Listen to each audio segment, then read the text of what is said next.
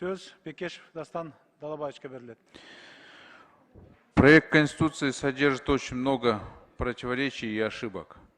В одном месте говорится о том, что должны прозрачно работать общественные объединения и политические партии, но нету таких же требований к религиозным учреждениям.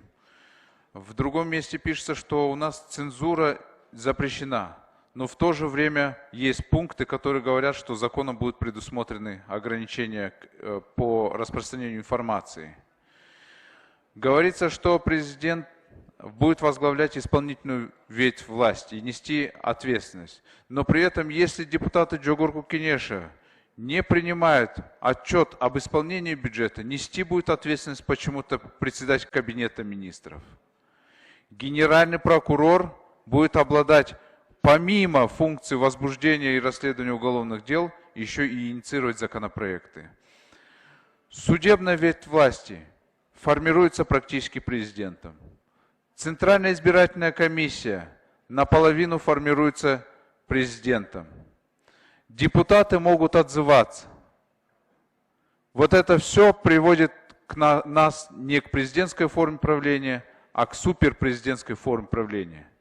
И это большой тяжелый груз будет для самого Садыра Джапарова.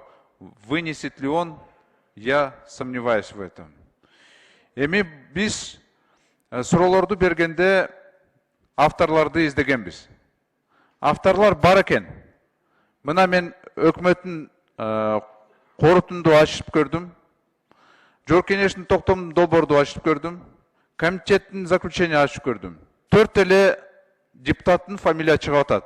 Ошол расмий документтерде Акылбек Жапаров, Бактыбек Турузбеков, Марлен Маматалиев.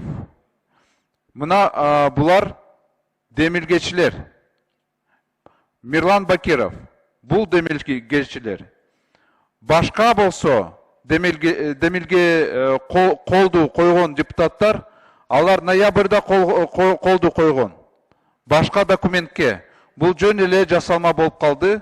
Бул тиркеме катары башка барактарды алып алып, бул документтерге тиркетип жатышат. Бул подлог. Келечекте сөзсүз ошого жооп бересиңер. 4 депутат мына демилгечи, мен коомго аны айтып атам. Аны дагы ошол фамилияларды жарандар билсин.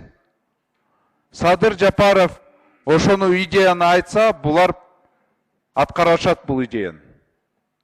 Эми Казакстанда, Узбекистанда, Таджикистанда даже ушундай режим жок.